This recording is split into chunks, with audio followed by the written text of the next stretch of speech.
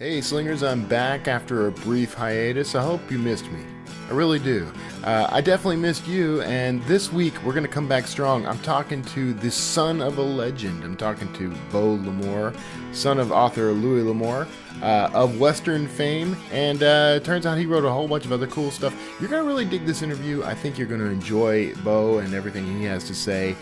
So stick around, and of course, after the episode, after the interview, we've got some industry news you're going to want to hear. So stick around for that, and I'll see you on the other side. It's the Wordslinger podcast, where story matters. Build your brand, write your book, redefine who you are. It's all about the story here. What's yours? Now, here's the guy who invented pants optional, Kevin Tomlinson, the Wordslinger. Wordslinger. Now, some time ago, I actually talked to the daughter of a legend. We'll say I talked to the daughter of Louis L'Amour, and today I'm actually talking to the son of Louis L'Amour, and I'm sorry I messed that up right off the bat, Beau, but I'm talking to Beau L'Amour, who is in fact the son of Louis L'Amour, but he's also the author of Louis L'Amour's Lost Treasures Volume 1.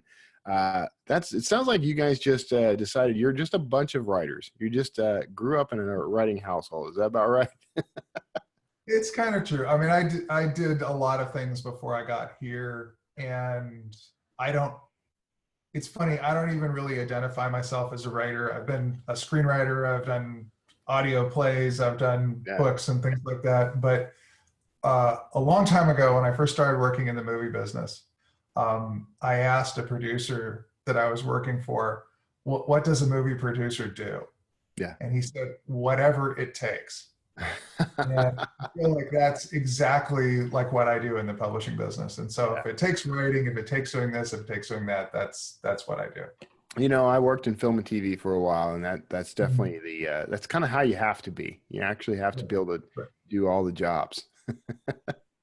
What was the transition then for you from, obviously writing is a big part of your life, whether you want it to be or not, considering your background, but what was sort of the drive behind the Lost Treasures? We have got, throughout the years after my dad passed away, I found more and more material of his to publish.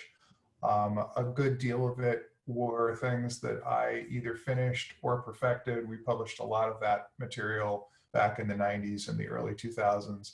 Yeah. And I had been holding the Lost Treasures concept out for when the day came that we had to pull a rabbit out of the hat, Right. And we needed a big something to, continue to gather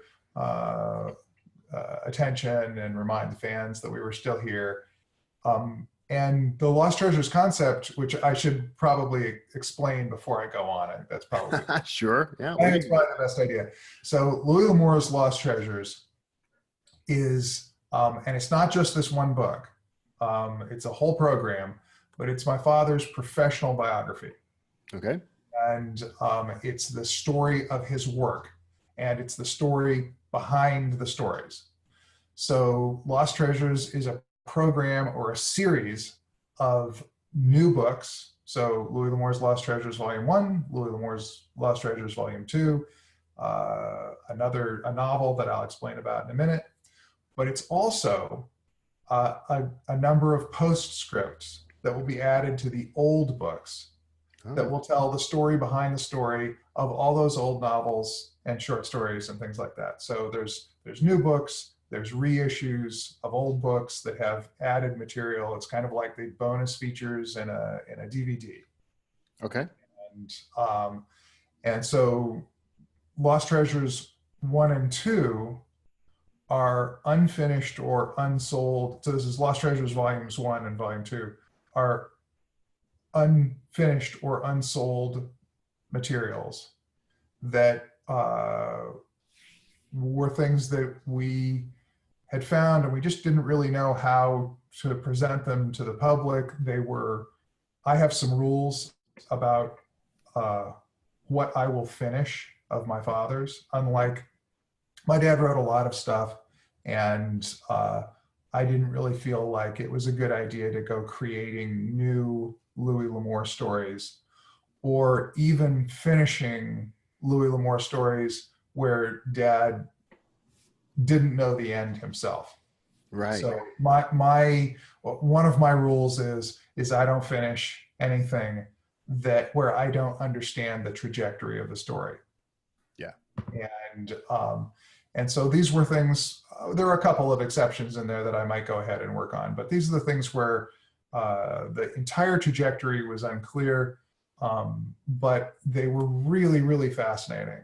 When you've got a powerhouse writer like my dad, right, the material that writer cannot finish is the most ambitious stuff he ever dreamed of. And so it's the most interesting, it's the most revealing. In some ways, it's the most exciting ideas he ever had. They were ideas that were too exciting almost. Yeah. And so, the entire program is an attempt to just show what was going on in his life, what was going on with the stories, to show how stories that were unfinished might be finished, to show how the interesting material behind many very, very well-known novels, what that is, and to tell those stories as well as possible. Yeah. I'm okay. Just going by my own work. I have hundreds, maybe thousands of unfinished manuscripts sitting around. I can only imagine what your dad had sitting there. The whole story starters thing. You could probably make a fortune, just sort of a finish your own Louis L'Amour book. Just put that out there. Well, it's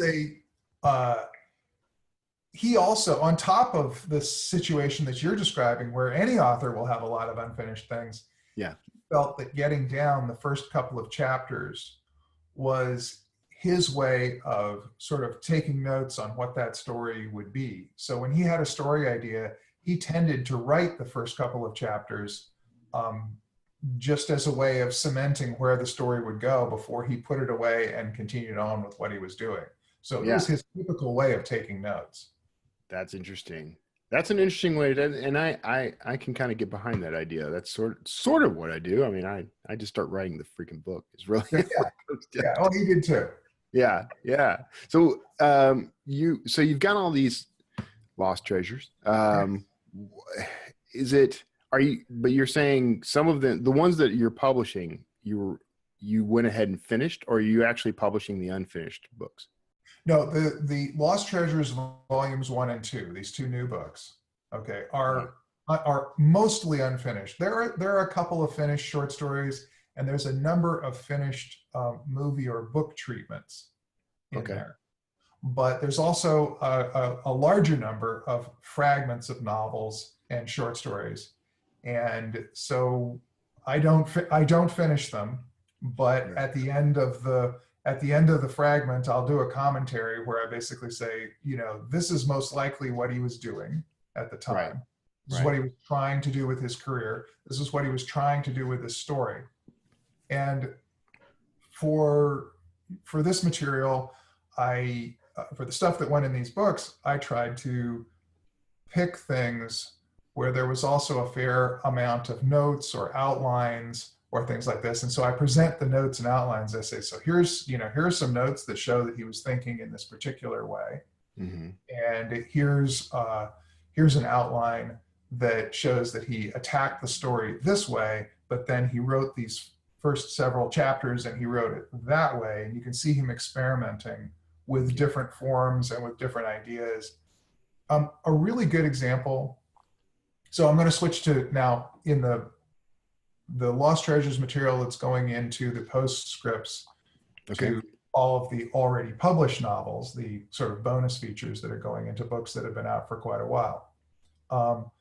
There are all kinds of different stories. In one, it's about Louis doing a lot of on-the-ground research, basically driving around the Mojave Desert looking for locations for the story, because I had a lot of information about that story, about doing that on that story. But a really good example of what you can see happening in Lost Treasures is he wrote a story called Down the Long Hills about a couple of children abandoned on the plains in the 1870s. Okay. Young children.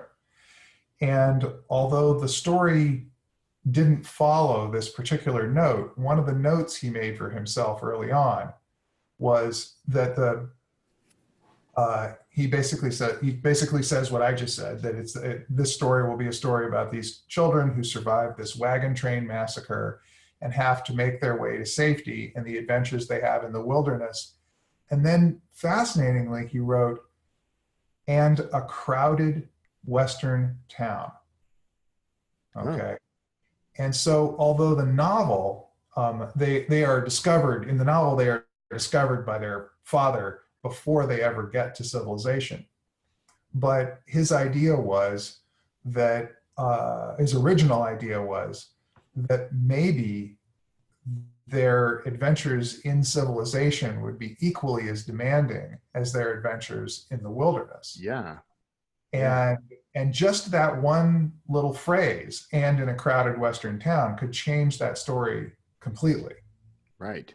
And so one of the things that I do in the Lost Treasures material, whether it's in volumes 1 and volume 2 or in the bonus material that's in the back of the novels, is explore things like that he laid out and say, right. Well, so where could that have taken us? What other story could possibly have been told here? That's fascinating. It's almost like it's like our alternate history books in a way. Yeah. Absolutely. That's okay. Well, I told you before we started recording, actually, coincidentally, when you reached out to me, I was looking at this very book in Barnes & Noble. Now I need to make sure I pick it up and read it. I have such a stack to read right now, so that's the only reason it didn't make it right away. But now I need to rush out and read it, because this the kind of thing is very fascinating to me, because I actually in my books I have what I call my stuff at the end of the book, which is kind of the behind the scenes. Like, here's what I was thinking. Very good. So it's I'm going to completely steal what you're doing. Like, I mean, I kind of already do it, but I'm going to steal what you're doing, because it sounds like a fascinating look at his work. So you're drawing from what, old journals and that sort of thing, or where's the source material come from? Yeah, so journals, correspondence, my own memories, my knowledge of how he worked, and a lot of notes made on those particular stories. Right. And so, it's also very important to recognize that my dad worked, his process was very much like a improv comedian. Yeah. He put himself sort of in the flow of the story, and he didn't know what was going to happen. And he just wrote his way out. And so a lot of the excitement that you experience in a Louis L'Amour story was about the immediacy of it. I mean, he experienced the story just a moment or two before you do. Yeah. As the reader, you are discovering it almost exactly at the same pace that he is discovering it at. Not everybody can write that way. I certainly can't. Right. But it is a very interesting and really, really dynamic way of producing fiction. Right. And so, there's I have a certain insight into what he was doing and how he was doing it, and I try and tell the best and the most complete story about whatever story I'm describing. Yeah. So, was he more? I always have to have this conversation with every author. Was he more of a plotter or a pantser? So explain what those are. So did he plot more? Did he outline everything, or did he fly by the seat of his pants more often and write just freestyle? He flew by the seat of his pants almost all the time. That's interesting. But he did create outlines. He did start stories. He did make little notes to himself that I think only a member of the family would know what story they related to. Right. Which has been one of the great situations with this particular book, is that I not only have my own memories, I have my mom and my sister to help me out for that. Yeah. But a lot of because Louis L'Amour's Lost Treasures Volume 1 is full of material that is unfinished and was very ambitious for him, that tended to be the kind of thing that he would do more of an outline or a treatment on. I mean, one of the wildest stories in there is a kind of a big sprawling epic that he wanted to write about people who had been reincarnated. No. So a lot of this material is not Western. Right. It's all other genres, and there's a few Westerns. But he had this big kind of sprawling kind of reincarnation story, and he started it. The first time he started it, one of the characters is a soldier with Alexander the Great. Okay. And then he started it, and it's some kind of a primitive tribesman, and you don't know if this is very ancient Europe or North America or something like this. It's almost sort of a fantasy environment. Yeah. And then the third time he started the story, he used his own life. He used some very intimate details of his own childhood, and then his young adulthood. And then on top of that, he also, in trying to make this concept work, he also experimented with writing a TV series Bible for the concept. So all four of those things are in there, and I kind of explain the differences and what he was working on and how it might have been better, how he might have succeeded one way or the other. Right. So it's, and you're putting these notes, you're putting this material in this book as well. Yeah, absolutely. So this is definitely a co-author thing. He writes his thing, then I write my thing about what he was doing, and I try and solve the mystery of what was going on and why he didn't finish it. I mean, every one of these, even the ones about the finished novels, even the bonus feature ones about the finished novels, are quite a detective story. Sort of trying to find out what exactly was happening. Yeah, it sounds honestly, it sounds like this is one of those every writer should read this book, and the one that follows it, because you get to have a very rare insight. Yeah, it is. It's not. It's not a book. It's not. There's no how-to in it about writing, but it definitely is the inside of the process of a guy who was doing it, and the inside of the industry. The industry at the time. And a tremendous amount of the story is about the post-World War II evolution into paperback originals. And how my dad basically kind of saved his own life at the last moment. I mean, one of the stories hiding behind this entire series, or that exists behind this entire series, is the fact that when he finally transitioned into writing paperbacks, he was so broke that he was going to the park in the morning so his landlady would not know he didn't have enough money for breakfast. Oh, okay. Yeah. I can see that. He was basically almost on the street again.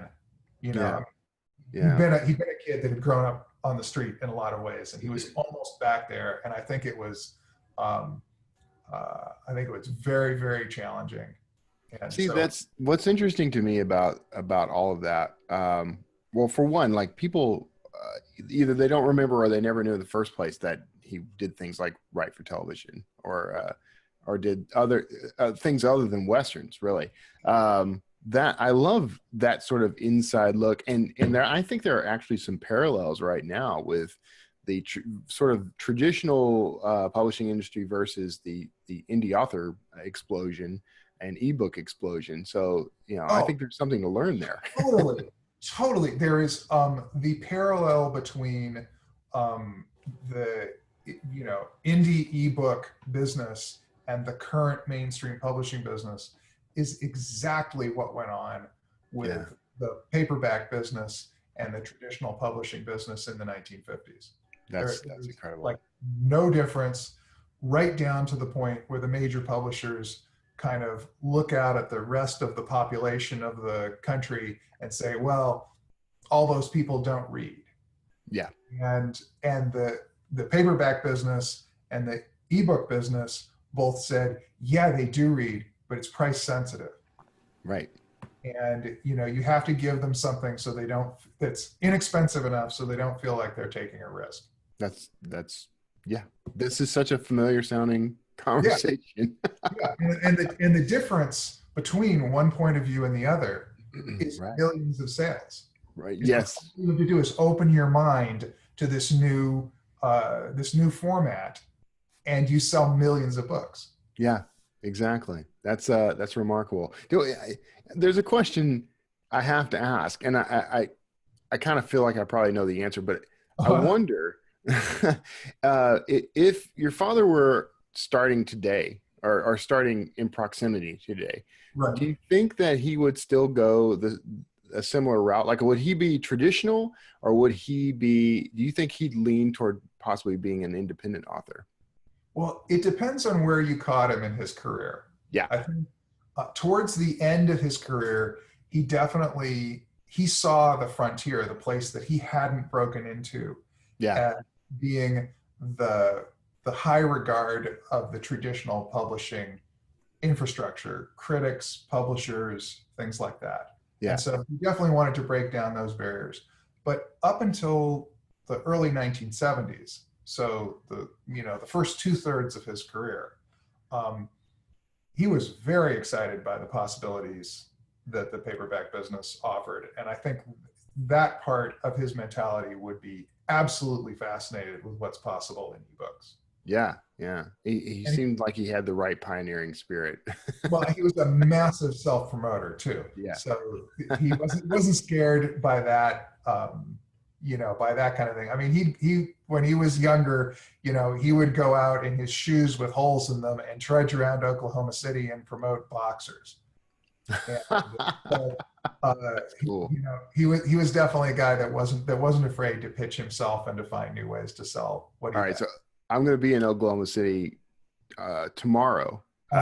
So you should give me some places, some highlight areas I should hit up while I'm there. Oh, I don't know. See Bricktown. I would definitely see Bricktown. Yeah, see Bricktown, but I don't know. It's been a while since I've been to. I'm looking for some places where Louis L'Amour maybe hung out and did some writing. That's what I'm looking for.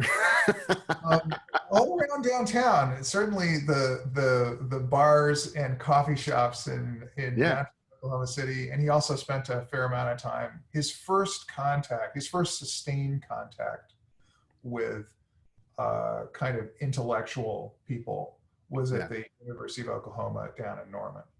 Oh wow! And so he had run across a few people other than his older brother and sister were both pretty first-class intellects. His oldest brother was the foreign desk editor for the Scripps Howard newspaper chain, and he was also a political functionary of various sorts. He was the secretary to the governor of Oklahoma for a while, and he was secretary to the last American ambassador to nationalist China. Oh wow! And these are little tidbits. I know. And my dad's sister was a school teacher and a high school principal, but then much more interestingly, she was the first secretary and first kind of archivist and person who kind of controlled the flow of information at the Stanford Research Institute. And so she was classified probably beyond our ability to exist, but I'm sure she knew all kinds of crazy things, but they were pretty sharp people, and they definitely challenged him when he was around them, which was not that often. Yeah. But other than a couple of kind of communist labor organizers and people like that he would meet on the, on the street in the 1920s and 30s. It was the people at University of Oklahoma at Norman that first started really kind of pushing him intellectually. Yeah, that's interesting. Okay. I don't want. I'm not trying to do an interview of your father vicariously here. I do want to talk to you. Well, and I want to know, sort of like when it comes to the way you work, Right. how do you, first, I guess, is it similar or dissimilar from the way your father worked? I'm probably more organized, and Really? I'm probably less improvisational and less fiercely motivated. So I have to play other games to kind of Yeah. keep myself doing what I'm doing. What are some of those games? What are some of the things you have to do to keep on track? Well, the first thing I do in the day is the thing that I'm really dedicated about. So, when I'm in the throes of writing something that has to be writing, I try to make it exercise when I'm not. Yeah. But if I get out of bed and put my butt in the chair in front of my computer and just get to work first thing in the morning, I'll do that pretty well. I tend, if I'm working on something that's difficult, and this material has not been particularly difficult, this has been a ton of fun. But when I'm working at things that's difficult, I'll often just say to myself, you have to sit in front of your word processor for 4 hours. And you can write or you can not write. Right. It's going to be really boring if you don't write. No internet, no other stuff. It's basically. I like it. You're going to sit there and you're going to look at it, and you might as well write because you got to sit there. Yeah, that's kind of the totalitarian approach to writing discipline. Yeah. You get bread and water. Yeah, I like that. Okay. All right. I'm going to have to start pushing that on people. I could probably use that myself every now and then. There are those days, even though I'm pretty good about keeping to my discipline, there are those days where it's a little tough. Maybe I should adopt that rule. Well, there's another one I think is really important for writers, and it's don't be afraid to be bad. It's really, really, really important. It's sort of like, don't be writer's block is more an issue of confidence than anything else. It's not really, oh, I don't know what to write. It's I'm scared of what I might write or what I'm writing, or that it's not good enough, or it's not this, or it's not that. That's what rewriting is for. Just freaking write. Right. Okay? When you get it down and you see what it is, you can have a dialogue with it. It's like it becomes another person, and it will tell you if you're alert to what you have written. It will tell you what it wants to be, but it cannot do that until you get it down. That's right. Yeah. I tell the analogy I use is if you're going to carve a statue from a piece of marble, you can't start unless you have the piece of marble. So you have to actually. I like that. I like it. Get the words on the page, and then you can edit them. Yeah. That's cool.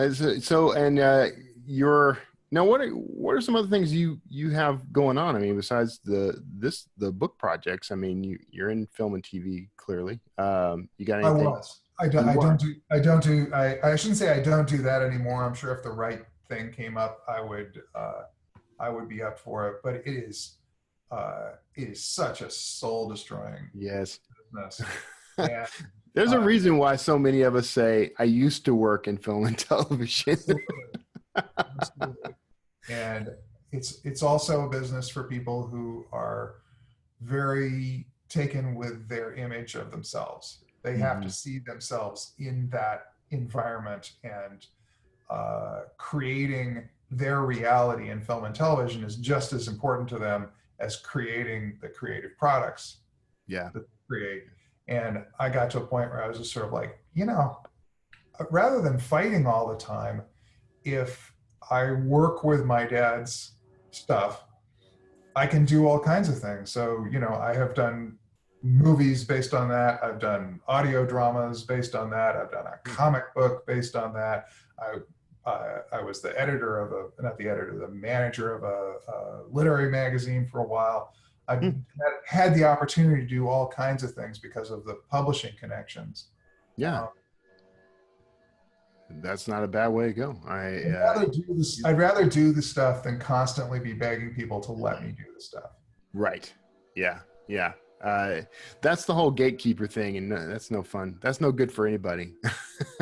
Well, that's the beautiful thing also about electronic publishing now is there aren't even gatekeepers in the somewhat more gentle publishing industry.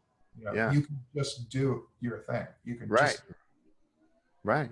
Are you you said you called your father out for being a shameless self-promoter. How about you? Do you No, I'm not very good at it. He was vastly better better at it than I am. And some of that also, that comes, was never a guy who had writer's block. He had absolute confidence. I think there were long stretches in his life when he did not. And that was an acquired mental ability. Yeah. But once he acquired it, it didn't go away. One question that just popped into my head, actually. So it's very popular right now for these established authors who may or may not still be with us, but for co-authors to come in and sort of take over a story, maybe finish a story that the author started, or write something entirely new with that author's universe in mind. Is that something you have considered for your father's work? Like I said, given the various rules that I've laid out for myself within that context, yes. So from the time my dad passed away in 1988 until about 2004, we had a new book every year. Yeah. And a great deal of the material in those new books was either edited or co-written by me. I did not take credit for it at the time because it really seemed like people wanted to see Louis L'Amour. It was actually very clear that they liked the idea of this just being Louis. And so I did it, in a kind of a ghostwriter form. Yeah. And more recently, I've started putting my name on stuff because now it seems like people really care. They don't care about me, but they want to know like what's Louis and what isn't Louis. And I just feel like as long as I'm getting that message from the marketplace, I'm going to respond to it. So the answer to that is next year's book, October of 18. We'll have No Traveler Returns, which is my dad's first novel, never published. And it is co-written by he and I because he didn't completely finish it, and it was basically a pile of chapters, somewhat disassociated from one another. It's a very interesting book. It's probably not a book that I would write under other circumstances, but having the opportunity to get in there and make it the best thing it could possibly be was really, really exciting. Yeah. It's not a Western. It takes place on a tanker ship bound from the west coast of the United States to the Philippines in the late 1930s. And it's definitely a look back at the time of his life when he was a merchant seaman, and some of the people that he knew and concerns that he had and things like that about that, that industry. Yeah. I imagine that's going to have some cachet though, because his first novel. I mean, I hope so. Yeah. It's totally different. It's remarkably different than anything else he ever wrote. Oh, yeah. Well, your first work, my first book is unpublished. It's sitting in, an electronic file now. I think I still have the original, painstakingly printed manuscript floating around somewhere, but I don't know if I could do it. Well, I mean, let's hope you can, and let's hope it doesn't take the 80 years that it took my dad. Maybe to finally maybe 80 years from now, somebody will be sitting on a phone call with a hologram call with one of my distant uh, prodigy talking about how they've unearthed this unpublished Kevin Thompson book. That would be cool. All right. Well, hey, look, we're at the end of time, so I don't want to keep you any longer. Out of respect for you, but so this one, the first volume's already out. When did you say the second volume was going to hit? The second volume will come out in 2019. Okay. This novel will come out in between in 2018, and throughout the entire period, there's already 4 of them out. The older novels that have the bonus features in them will be appearing. So there's 4 out now. There's going to be at least 6 next year, and I believe there'll be 40 of them. Okay. Wow. Yeah. That have that extra material.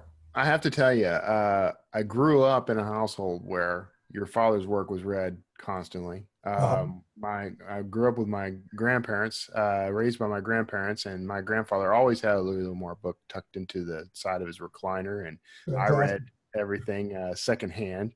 When he died, I inherited all those books, and then I actually used them to build I was a teacher for a time, and I built our library in the school. Those books were at the heart of that library, so I donated those when I left. So it's made an impact. I know you know that. You probably put me through college. There you go. All right. Well, you stick around. Thank you so much for being on the show. Everybody listening to the sound of my voice right now, we're going to go into the last portion of the show. We'll give you some industry news and other information you're going to want to stick around for, some housekeeping stuff. You may be hearing the groovy bridge music right now, and if so, you may dance in place at will. I want to thank our guest again, Beau L'Amour. Thank you so much for being on the show. Thank you for having me on. All right, everybody, stick around, and we'll see you on the other side of the break. Hey, you stuck around. Thanks for that. And you're going to enjoy this segment of the industry news because we've got some cool stuff happening in this industry right now. Now, first up, Amazon is targeting Kindle publishing scams. Finally. This is something that should have happened years ago, but Amazon has filed suit against 5 authors who were abusing the KDP Select program, and specifically things like the KDP Reads, Page Reads program, where Amazon pays you for each page that a reader reads. Now, there's still some things going on. We don't know how far this is going to go. Right now, this is sort of all in arbitration. It's not really a legal case per se. Well, except that Amazon is filing suit against 5 authors in particular for about $500,000. So it'll be interesting to see what comes up from this over time. Now, this is something, again, I think should have happened a long time ago. You've got authors out there doing things like link abuse, which is, they insert a link in the front of the book. It sends readers to the very back of the book, and that allows them to collect page reads. That's unfair to all the authors who are out there struggling to make some income off of that system. It is abuse of Amazon's terms of service. You've also got authors doing things like buying and selling reviews. And these aren't just authors. I shouldn't just call them authors. In fact, they're really not authors. These are people who are out there cramming books full of garbage, promoting them and getting people to click through. Sometimes they just hire people to click through on just complete, utter nonsense so that they can dominate the top rankings of Amazon and make money that they didn't earn. So I'm glad to see that Amazon is finally taking some steps in this. I hope this leads to something good for authors, legitimate authors like you and me, who are out there just trying to make a living from this stuff. So I'm going to keep watching this story, but you can find a link to it in the show notes of this episode. Make sure you check that out. Now, Microsoft has finally quietly rolled out its e-book store. Now, this is something that we've been kind of anticipating. This was announced last year, and in April of last year, they actually did sort of the soft launch. They finally got around to putting this thing out there, and it's available for everyone who reads on Windows 10, which is got to be somebody. Now, I don't know what the plan here is. Now, Microsoft and Ingram, I believe it's Ingram, were asked whether or not they were going to roll this out for other devices, Apple iOS, Android phones, that sort of thing. And it was a sort of a big maybe, and we'll get around to it at some point. So I don't know where this is going to go. I don't know if there are a lot of readers who are anxiously awaiting the Microsoft ebook store, but it is another sales channel for authors, so hopefully we'll see some traction there. So what do you think about this? Let me know in the comments below. Tell me what you think about the whole Microsoft endeavor in the ebook world. I'm kind of excited about it because I want to see another competitor out there. I want to see another sales channel. I want to see something that has some legs. Microsoft does have some muscle behind it, and I guess they're looking around and seeing if Apple is in the game. Maybe they should be in the game. So we'll see what happens. But let me know what you think about this story in the show notes below. You can find a link, of course. No, you'll find a link in the show notes. Let me know what you think in the comments, and I appreciate that. Now, Smashwords founder Mark Coker, he thinks indies are basically losing their independence. Maybe so, because he makes some pretty good points in a Huffington Post article, which you can find linked in the show notes. Basically saying that authors who are reliant on, let's just say, for example, KDP Select, Amazon's program, authors who receive 100% of their income from that aren't really independent authors anymore. They're dependent authors. And so they're at the whim of Amazon and anyone else that they're exclusive to. He does have a point there. Now, whether or not this means you're no longer an indie author, I gotta disagree. I mean, as an indie, the whole point of being independent means that we can choose. We have choices. We can actually decide. We're going to own our business. We're going to publish on this platform. We're going to offer to these readers. These are the things that make us independent. Now, he does have a point in that if we're exclusive to somebody like Amazon, Amazon does get to control how high we can go with this. So there is some trade-off there. I don't think that removes our independence, however. I have to disagree with Mark Coker on that. But he does have a very good point, which is why, of course, Drafted Digital's out there, just like Smashwords, trying to help authors go far and wide. So we'll see. Well, let me know what you think about this. Are indie authors losing their independence? I'd love to hear what your take is on that. So let me know in the comments below. That's it for this week's Wordslinger podcast. I'm glad you tuned in. I know I've been gone. The scoop here is that my wife and I moved. We got a new place. So we've been kind of we packed, we unpacked, we've moved everything. And now we're really enjoying a new space. So you can tell behind me, everything's all different. What do you think of the screen, by the way? Now this will be dressed up over time. So give me time. But I hope you enjoy what's to come. I'm really excited about some of the things that are happening, some of the changes. I'm excited about this, this new area we're in. It's kind of a lifestyle change, honestly. Sort of. But thank you for everyone who wrote in, asked questions, all your support. I appreciate that. And well, we'll see it. We'll be around. Trust me. So if you would like to support the Wordslinger podcast, a couple of things you can do. First up, go ahead and click that subscribe button below. That's going to let you, every time I publish a new episode, you can be alerted. Hit the little notification icon up top. It's a little bell, and it's shaped like a bell. If you hit that, you can actually turn on notifications so that every time I publish, you'll get a message, an email, however you have your notifications set up. You'll be able to be alerted each time a new Wordslinger podcast episode airs. So check into that. Make sure you've got your settings, pointing in the right places, and hit that bell icon. And of course, if you want to support the show, you can tune into our sponsors. Drafted Digital, of course, is a sponsor of the show. You can convert, publish, and distribute your book worldwide with support the whole way. And you can help me out when you do it if you go to drafttodigital.com/wordslinger. That'll let you sign up for an account. We got some cool new stuff, man. There's some things we just released. And I should have made this a news item. We just released our author pages and book tabs. DDD author pages are your home away from home page on the web. This is where, if you don't have an author website, you can create, basically this will create an author website for you. It'll give you your author photo, your bio.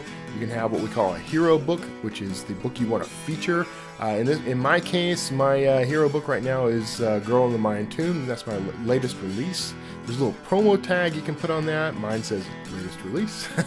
And of course, there's a buy button there so that people can go buy that book using our universal book links, which make it possible for them to buy the book wherever they prefer to buy their ebooks. So no matter where that book is sold, they can buy it with that one button on that one page. And of course, there are also book carousels organized by series.